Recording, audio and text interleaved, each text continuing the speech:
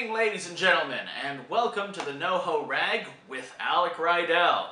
Not to be confused with the Ho Rag that you can find on sketchier street corners and in front of Grauman's Chinese Theater.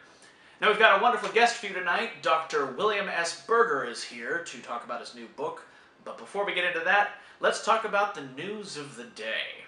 And NASA had a minor setback this weekend when its Antares rocket, which was supposed to resupply the ISS, blew up almost immediately after launch. It turns out that this was merely because of a self-destruct mechanism that was built in because it was going slightly off course. Now, this just goes to show that NASA has taken a page out of any toddler's coloring book, where if you color even slightly out of the lines, you just scribble over the entire page and start all over again. Not to be outdone, Virgin Galactic just had its own aircraft crash today, which means that the new generation space race is going to be to see who can get to the ground the quickest. Hey, speaking of quick, the New York City Marathon was this weekend, giving people a wonderful chance to go run around the giant skyscrapers and try to avoid rats as much as they possibly can. And now the winners this year were both from Kenya, one Wilson Kipsang and Mary Kaitani, which just goes to show that you can take the people out of Africa, but you can't take... Oh, no, we can't do that. It's election week here in the United States, and it looks like the Republicans are set to take both the House of Representatives and the Senate, which just goes to show that if you shut the government down, people will assume, for some reason, that you actually have the ability to run it. Of course, people probably weren't paying attention anyway, because Benghazi. Now, when Democrats were asked about this, they simply got a glazed look in their eyes and mumbled, "Hillary, Hillary," under their breath. So check back in 2 years to see if the blue zombie hordes can pull it through. But, in more important news, the Star Wars rap party was this weekend, and the stars were out in force. Most notably, perhaps, was Mark Hamill, who's been bitching and moaning about his contractually obligated Jedi beard, was actually clean-shaven. When one of our correspondents told him that it was, in fact, No Shave November, he simply said, "No, that's not true, that's impossible," and then threw himself down a laundry chute. And that brings us to our main segment of the night. Yes, folks, it's November, that month where men grow out their mustaches or full beards in order to raise awareness for men's issues, because they really needed that.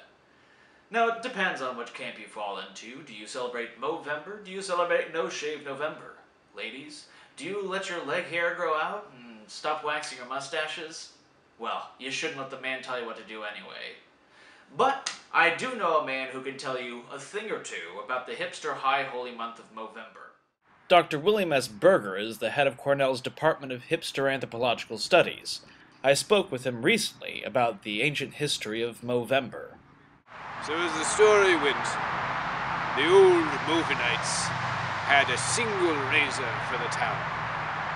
And on one stormy night, unfortunately, the town drunkard left the razor out in the rain. Well, the townsfolk woke to a rusty razor. And that was, of course, on the 1st of November in the year 6. It was a drab and dark time, but from it, a lesson was learned. One whole month could be spent sparing the small portion of follicles that appeared below your nose. Of course, the poor Movenites couldn't grow chin follicles on account of the angle of the sun, but that's a different story. Now, I know that there are certain other denominations that believe that the Movenites intended for it to actually be No Shave November. Oh, blasphemy!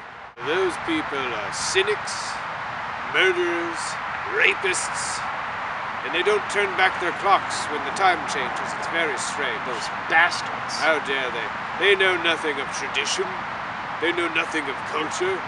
This is a fine, wise, grand, old tradition that should be carried on, not just with the cool hipsters, but with those wishing to show they can still grow fine, thick follicles, mighty as the redwoods. Absolutely. So remember, if you're growing out your beard, it just may be that you're a heretic. Yeah, get your facts straight, children. Absolutely. Read the book. Understand. Don't be an asshole. I tell you. Absolutely. And that book is Tracking the Stash, which again is available November 16th. Fascinating read. Thank you again so much for Oh, yes, no problem. I wish you the best at Cornell. Sure, Hannibal.